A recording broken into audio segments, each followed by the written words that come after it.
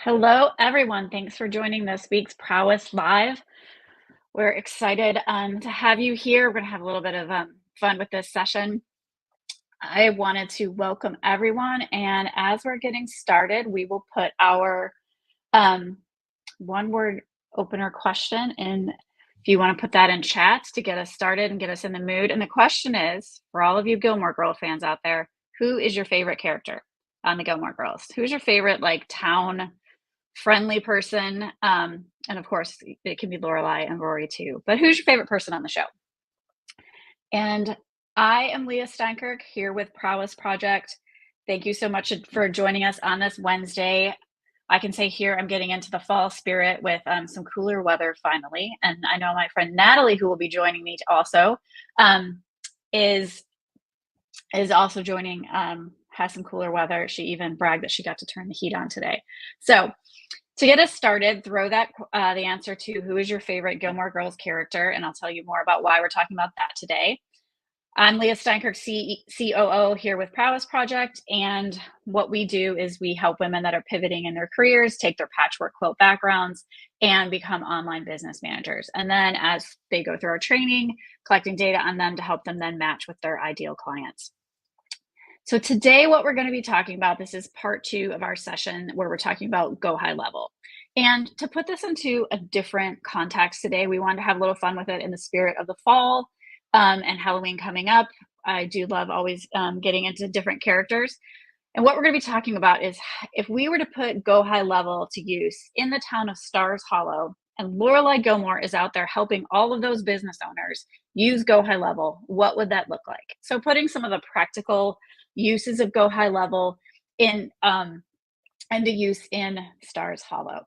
So we'll be talking about each one of those, and we can kick it off just setting the stage of what this would look like. So why we picked Stars Hollow is one of the things about using GoHighLevel is it can flex to all those different personality styles and all of those needs of small business owners. That's what I always like to take a look at, is who is this person and how could I help them, not just they have to use this software.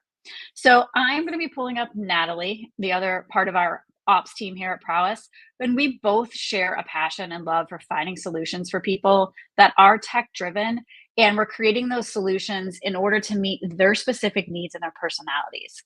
So welcome, Natalee. Hey, y'all. So again, Natalee and I have been working on this integration of GoHighLevel into Prowess Project systems. And so, like I said, today we're just going to be having some fun of putting this into the imaginary world of Stars Hollow. So Natalee, starting off, who is your favorite Gilmore Girls character? Huge fan of Sookie. I think I don't know if it's just the craziness that she can always come up with all of these ideas at the last minute that I love so much, or if it's just Megan herself that I love. But Sookie is definitely first, and then Patty. I always love a dance teacher. I can relate to them. So yeah, 2 of my faves. I love it. You know who I always loved was Gypsy, the no nonsense straight shooter, the one that the mechanic. Always loved her. Yes. So, okay. Well, I hope you're ready to chat through this session with GoHighLevel and how it would work on this team. When I proposed this idea to Natalee, I think she thought I was a little crazy, but she was like, bring it on because this sounds like fun. So yes. All right. So setting the stage and where I want us all to be thinking is because all of us at some point have had some software that we've loved, right? And a lot of times when you're bringing it to somebody, you can be met with some resistance. So we're going to be talking about what it is that people need to pull them in and get them engaged in the new solution that we're wanting to offer. So, and then we also just want to be highlighting these benefits of GoHighLevel. We know that as the migration with Prowess Project into using it, there's oftentimes that we will get super excited about something that's being rolled out, and the team is like, whoa, why do I need to use this? So it's always so important to take a look at who we're working with, what is their work style, communication style, and showing those benefits. So that's why we're going to play this little game with showing how Lorelai could introduce this to the town and show them how it could benefit. So I'm going to start off talking about Luke's Diner and our good friend, our crabby business owner, Luke, who doesn't really like change. He is that no nonsense, get stuff done kind of guy, but he's not always going to embrace new ways, even though he knows he wants his business to grow. Right. He sees out there on the square all these new opportunities coming up. He sees Kirk coming in with a new business idea every week. He knows he has to move and change, but that idea can be overwhelming to him. So Lorelai probably gets a little tired of hearing his like, yes, I need to do this, but then he's crabby and he's going to say, no, I can't do it because of X, Y, and Z.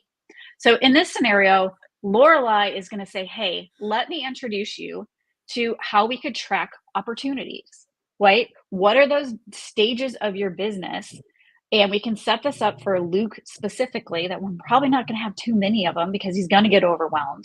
But he wants to know what does that checklist look like? How would this deal, like if I'm going to start catering, if I'm going to start maybe doing a food stand in one of these events that I'm seeing comes into the community, what is that going to look like? What are all those things that Luke probably needs mapped out before he's going to jump in and say, yes, I can get all this done. So Lorelai helps him set up in the opportunity section of GoHighLevel, putting these things in there to say, hey, first, let's just say, what would it look like for you to be comfortable to know this is going to be a successful thing for your business, right? So maybe the first stage is exploring something. He's going to do all the research. The next one is he's going to evaluate the contract with this person. The next one is they're signing on the dotted line and now they're in the engagement stage. The fourth could be execution. And then a fifth could be a wrap up and what could be done next time. Is this going to be a repeat customer? So from there, Luke's like, okay, that makes sense. I can see how, yes, this is the way I'd want to go about this. I'm comfortable here. Now we can start dropping in the catering event for Miss Patty's fall dance award session, right? He can start dropping in things that are proposed to him by his crazy tailor that always has something new he wants Luke to do. And Luke then gets to decide and has that ownership of where they are when he feels like it can move to that next stage, putting in the notes, tracking it. And once a week, he and Lorelai can sit down and see what's in that pipeline, what he wants to move forward, what looks like it's successful and what's not. So any thoughts there, Natalee, on how Luke would embrace that or if that would work for Luke? Yeah. So a couple of ideas, and it's time for coffee because, we can't be at Luke's without coffee. So from my perspective, I mean, Luke is Lorelai's client in this sense, right? So if we put you in the seat of Lorelai as an OBM and Luke as your client, thinking about how you're working with your clients, they don't like change. They want to just keep doing things the way that they've been doing it. Luke didn't change the diner after it changed from his dad's hardware store into being the diner, right? Like, if you are encountering clients like this is why GoHighLevel's opportunities feature is really beneficial for them, because it allows them to see the process flow through, so that they can make those changes on their own time in their own way. But in addition, it also allows them to see the possibility. And as an OBM, I find that bringing possibilities and opportunities to my clients is really a good way for them to see how things could be better in a system organized, because they have the ability to have that front and center for them. Yes, that dashboard feature in the opportunities, I think for all of your clients that are more visual, right? Because a lot of this is like tracking. They feel like it's data behind the scenes, but you can sit there in a visual way and go through all of this. And then when those things come up, those if buts, there are ways to then open that up and we can add the notes. We can add the tasks that are going to come to this. There's those other features that in this situation, Lorelai could really be saying like, all right, Luke, this is your, like, what is it? Let's get all those worries and fears out. We're going to put it in here. And then once we come back, like you're saying, to that visual and see where we are. Yeah. Absolutely agree. It's the ability for that, stuckness that he is in, the desire to not really want to change, but also the curiosity of like, ooh, what could it potentially be? I think is a huge win with the features or the Yes. opportunities. Yes. And what also I like about it is that you can customize it to be that style of that person, right? So if Yeah. you have someone who has a lot of um the if buts, right? Like, well, if this happens, what do we do? You can add additional stages in that pipeline. You can add different features to that. Like, okay, we're going to capture this information to know before it will move to the next stage, right? It gives them ownership in it. Um, but also that, like you're saying, like it allows you that flexibility with their style, and you can keep changing it, customizing it to make it work. But it does allow that like cohesiveness again, whether you're sitting down and using it for a meeting or overall tracking what is being thrown at you, right? So maybe it's just in a huddle meeting, these things are coming up and you're saying, all right, we can make these changes and adjustments. Agreed. So speaking of customizing things to specific personalities, do you want to talk us through how you would help Suki? Yes. Again, one of my faves. I'm not a chef. My kids can, certainly attest to that. So how she whips things out of nowhere, I will never be that gal. But we all know that like her meals have brought magic to Stars Hollow in so many different ways, right? And she always has the right thing at the right time. But she is so into her culinary craft that she doesn't necessarily remember all the things or have all the, planning and the timelines and the right ingredients at the right time, right? So what I think is important is bringing her the contacts features inside of GoHighLevel. What Suki can really benefit from here is first understanding dietary restrictions, right? So inside of the contacts feature, she really has the ability to custom tailor what information she needs for each contact or client for whatever event she's catering, or whether she's, serving meals at the inn for an event. Certainly she has the ability to kind of tailor that to whatever makes the most sense. So inside of GoHighLevel, using the client or the contact feature first puts it all into one place, which again for her is huge. But then secondly, it allows her to custom create new fields, new values. And then off of those, she can build automations and different things that will allow her to reorder. It will allow her to be sure to have the right ingredients at the right time, to set a meal plan or a menu for a specific event based on whatever guests are coming to the inn or to the event. So it really keeps her from serving the right things, or keeps her serving the right things to the right people at the right time. What I also love about this is she can leverage tags and fields and potentially create like loyalty programs so that she could see how many times, a townsperson has, asked for her to cater an event, whether it is, like you mentioned, the dance session, or, whatever the case might be. Having the ability to track all of those details about those customers in there allows her to build menus, build loyalty programs, and really kind of structure and cater, literally, pun intended, to those clients as she sees fit. Oh, there's so many ideas there that my brain went to. I clearly, one, I've watched too many Gilmore Girl episodes, but two, just thinking about like how she could, have like the smart list and then Yeah. pulling up the tags for those people. And then they're starting to create a menu off of like what those preferences are, right? Because you would have all that documented. Or the opposite, like if there's a new special something that Jackson brings in, right? Then quickly being able to shoot out a text message or an email to this list of people that all have that in their profile, Like that's their preference. Like the Rasquat or whatever it was when he mixed the raspberry and the kumquat. She's like, it's perfect. I taste the kumquat. So yes. Having all of those details in a singular system like you were mentioning, the SMS capabilities that you can do off of that, the affiliate programs that you can build off of those details and features.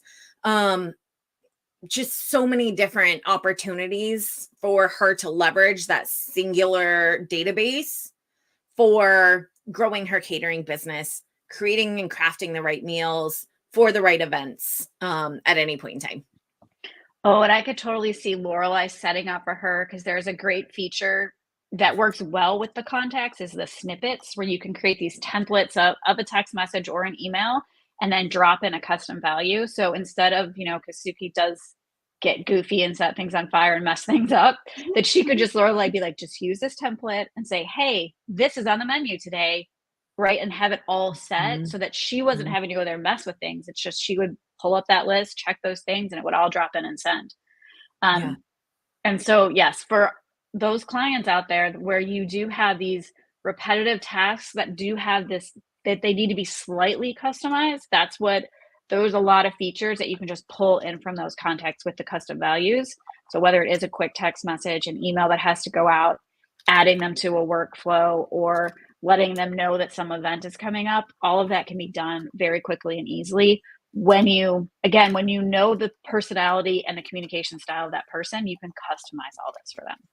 Absolutely. Absolutely. And, well, we love that Suki just happens to be at the right place at the right time with the burritos or the tacos or whatever she's bringing by. We don't want her burning down the kitchen in the meantime. So getting all of that into a systematized way that she can take her mind and focus on her craft is important. Yeah, perfect example of keeping someone in their zone of genius with leveraging technology. This might be the geekiest podcast we've done yet, or live show, talking about GoHighLevel and Gilmore Girls. So thank you everyone who's putting up with us. So next I wanted to chat about Taylor. And this one I love because Taylor is a very specific personality, right? And Lorelai probably knows that some people don't love him marching around Stars Hollow with his clipboard because they either find him abrasive or intrusive or repetitive, or he just gets off task because he's spending too much time just talking to people and not actually getting the logistics done for that event that's coming up. So in what Lorelai could use with GoHighLevel with Taylor would be setting up some of the automations behind the scene.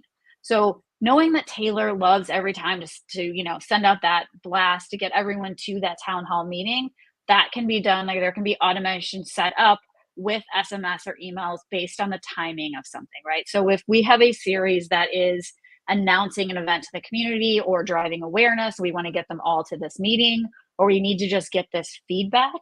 Maybe we know everyone's not going to come to the meeting. So through an automation, you could have surveys going out, you could have email updates going out. Any of that stuff that you wanted to get done for the person that might be avoiding Taylor could be done with an automation and just communication through GoHighLevel. And again, you can match that to what his style is. If we know that he gets very particular about certain kind of data, and that's why he keeps banging down people's doors or getting in their faces, let's put together that survey, right? And we can send it out. If we don't get an answer, then we can make the automation say, if this doesn't happen, then do this. So if they don't answer the email, we could then send the text. If that doesn't happen, then we can put him on them on the short list of, do they want to be invited to a meeting? If they answer no, great. How else could we do it? So a lot of that stuff could happen, again, matching that communication style and what his needs are with automations to get as much of it done without friction or disruption to your audience. Absolutely. And we know, like, everyone loves to hate Taylor, hates to love him, whatever way you want to say it. Especially Luke, right? Every time he comes in, he just growls and grunts and, I'm not doing it. So by having those automations in place, it's probably going to save Taylor a little bit of time from going into the diner and, ruffling his feathers a little bit. But then everyone who is engaged, like Rory and Lorelai and the rest of the townsfolk that are going to show up and be there and participate, he can then continue to build that excitement, continue to generate the engagement, and probably get a lot more done quickly rather than, like you said, running around town having to, check in with everyone who is not going to participate. Right. Think of like how happy that town hall meeting could be that only the people that really like in-person meetings are going to show up, and everybody else got their survey or their sign up form sent to them in the way that they like. And again, all of that gets to be driven from from your contacts, right? Yes. You can label people a certain way. You can put in check boxes to say this person is an email person, this one's a text person, this one likes a phone call, and then set all of that up. So then Taylor's day is shorter and how much repetitive work he has to do. Yep. People feel heard because now the communication style matches who they are. And then those events, the positivity that can come out of that in-person meeting is going to be so much better. Because again, Luke had a different option to give his input than having to show up and stand up and scream and yell in the meeting. Although I do like those episodes. So I do too. I do too. And the best is when Lorelai and Rory are sitting in the audience with their, popcorn or cookies or hot dogs or whatever. It's like they've just hit a concession stand before they come in. But yeah, it's, super important too, because he is trying to do so much all the time. It really will happen faster for him once he gets these automations in place. Absolutely. And then that brings us to the funnels. Do you want to chat about how that could help Miss Patty? Okay, so Miss Patty is my other favorite character inside of Gilmore Girls. I know that Miss Patty is very proud and she is never afraid to tell anyone. Although some of her dancing maybe, slightly sorted, we don't quite know, but, she was clearly accomplished in her time and did a lot. And so we know she has a wide network of people that she could be bringing into her studio. But as you have seen, not every girl is all about, being a dancer and being inside the studio. So what these funnels allow her to do is kind of ensure that she is attracting the right type of students to come to the studio. We know she loves to teach dance. We know that she loves to kind of bring everyone together and have these performances. And she's so proud of that. But she can't necessarily get the right interest level. So what this will do is draw the right people in, and then it will onboard them or enroll them in her studio classes in the right way. So she doesn't have to take so much time away from teaching the class and, choreographing routines and all of that sort of thing. She can really just kind of put this out there in front of them and it works for itself. So her what's the word I'm looking for? Her ability to put the funnels out there, attract the clients, have the clients go through an onboarding automated process. And then from there, like immediately engage in class and come to class will allow her to fill the classes up faster. It will attract more students for the right type of performances that she wants to put on. And in addition, it again keeps her where she wants to be, which is in front of the class, teaching, choreographing, and producing the events that she's gonna put out there for the Stars Hollow audiences. Oh, I love that. And we know someone like Miss Patty too doesn't always adopt change unless she really knows what it's going to be, how it's going to make her shine. So some of the things that I love on the other side of the funnels is you can do A/B testing super easy. So let's say she's not totally down with all this sign up form. She just likes her little email blast that went out previously. You can set that up so that one way is going just simple and the other one might have a little more of the things that you're saying, hey, if we can gather this information in this form, it's only going to help your onboarding process be better.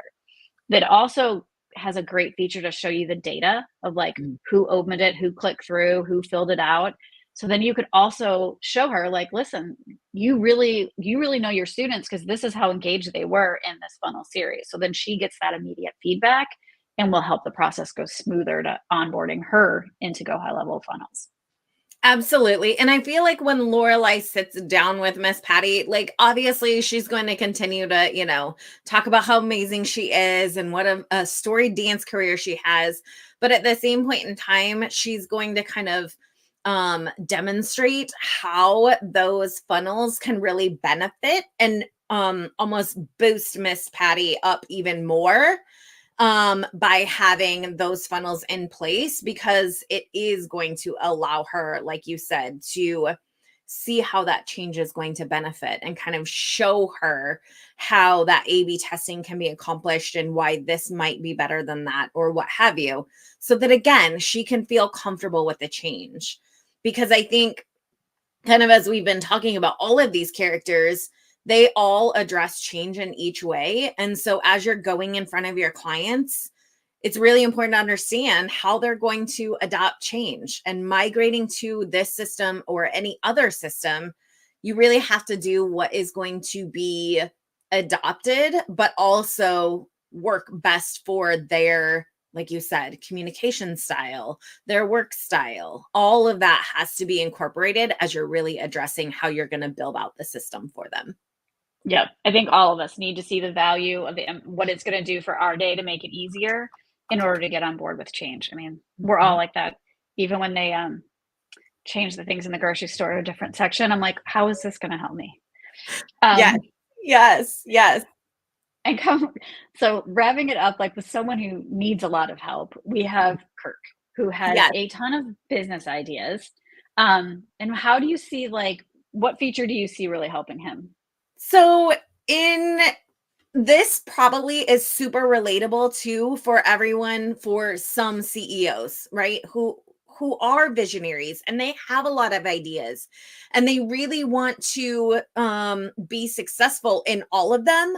So what I think is super super valuable is the email marketing campaigns. So email marketing in general is really going to allow them to get the word out to their clients, to their customers, to their, their base, to make sure that they have something that is going out and garnering interest even before that new idea has been launched potentially. So as we think about, Kirk potentially like having a new published self-published book, or what that looks like, he's gonna be able to, with the help of Lorelai building these email campaigns, stay on top of what that looks like for his customer base and stay top of mind for them so that they are seeing the same templates coming out every single time from him, right? He is crazy all over the place all the time, but these email campaigns provide consistency. He can also then see that um, they have the ability to have an order, right? There's something that's happening and he's behind the scenes crazy all over the place, but these emails are coming out to the customer base in some semblance of order. Um, it also helps him bring structure so that he's not having to run around town, kind of, like we were just talking about. He's not having to go stand up in front of the town hall and announce all of these things. He can, kind of just let this happen in the back end. And we don't want him selling mailboxes too much longer. So it's very cost effective, right? With the email marketing feature, you can get to a large quicker than you may potentially have been able to run around town and get that detail out to them. I think the other thing that is, because he has so many different ideas, and maybe you have a client like this who has multiple scenarios going on, you can cross sell or upsell between the two different business ideas. So maybe you can get, a customized bathrobe and a dog costume, or, some sort of combination of purchases from him by using those email campaigns. I think the biggest thing is just, as everyone thinks he's crazy and he doesn't understand why, these email campaigns really allow him to get these ideas out, kind of garner the interest that he might get, understand where there might be more interest than other areas. And then also kind of like we said, cross-sell or upsell in between, because they are quick, easy, and relatively inexpensive for him to get the word out to his client base. Oh, and you bring up such a great point that Lorelai can put the guardrails on with the templates that you can have in there of setting that up for him. And then he could have one for each of his businesses. But again, she knows that all of the things that need to be in there are getting done, whether that's a terms and conditions or other kind of birdseed, other kind of forms that he might need, so that he does look more professional than just whatever sandwich board he's put on to stand in front of Luke's Diner. Yes. And again, like as we have been saying, so relatable for OBMs that have clients that are selling multiple different scenarios, right? If they are doing coaching, but they're also speaking, but they're also writing a book. Sure, there are ties in between those. Your email marketing campaigns allow you to kind of share that, even though you might be catering to different audiences. You can, really make sure that your email campaigns are targeting the right messaging and copy for the right audience, but you're not having to kind of rework every single time when you are targeting that specific audience for that specific offer. Absolutely, because you can duplicate a lot of it, right? So if you know something did work for that audience, then you can duplicate and just make small changes for the next iteration of that campaign.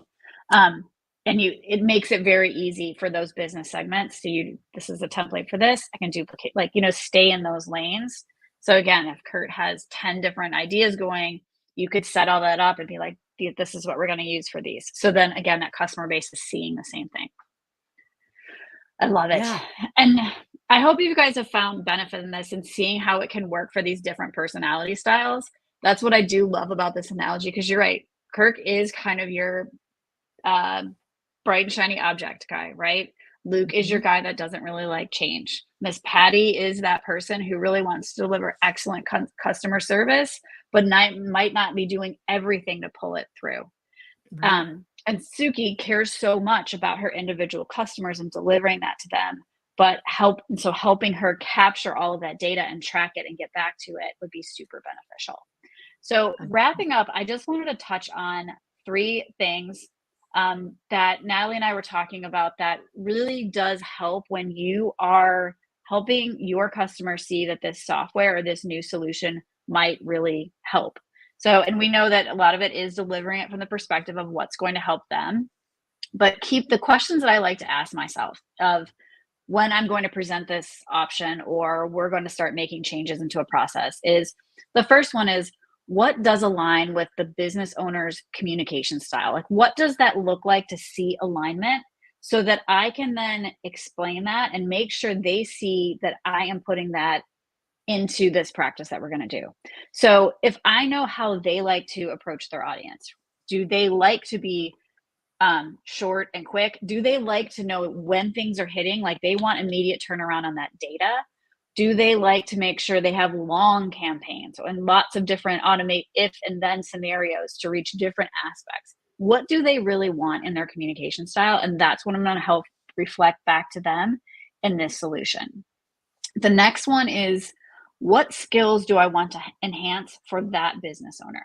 So in each of these scenarios, right, we know Luke can really deliver a good product once he takes that step. So what can I do to enhance that ability of Luke to really dazzle that catering experience? What are the things that I want to take into consideration so that I can show him I'm backing you up in this. You are so good at it. This tool is going to help me help you to do your best. And then that's when you'll see more engagement, when they're like, oh, okay, this is just another set of hands. And then lastly, I always want to introduce the technology or the solution with empathy and intelligence, right? Again, so I'm going to go through how I looked at this for them. I want to address all these concerns, but I'm also going to be very empathetic into what do they not like? What is risk? What is risk to them, right? If they are a highly risk averse person, I'm going to make sure they see SOPs and documentations before we ever roll this out. If I know they have a very short attention span when it comes to this stuff, I may just say, here's your list of Loom videos, but I'm going to be doing all of this. This is the only part I need you to focus on. So, and I want them to know that I am trying to look at this for their benefit, not just because I think this is a great new solution or that it's cheaper or that it's going to save me time. Anything you want to add there, Natalee? You're really good at this. I think the biggest thing that in introducing these solutions, like you mentioned, I really understand what is going to fit their why, right? And we talk about it a lot in OBM University, and kind of how those marketing skills are, how you're going to solve the problem for them, but really getting into their shoes and understanding what is going to benefit them the most. That is where your use of EI coming into any client's business and any technology solution is going to be beneficial, right? Is you have to understand where they are coming from. And that's what these questions that you've kind of laid out here are really going to do best as you're approaching each of your clients. Well, we hope you guys enjoyed our little trip through Stars Hollow today. Wanted just to give you guys some like real world applications for how some of these solutions can help, and maybe demonstrate or pull through some of the personalities that you might be working with. If you guys have any question, feel free to always shoot us an email at hello@prowessproject.com or reach out on any of the social channels. And we will be back next Wednesday, 1 o'clock, and we'll see you guys then.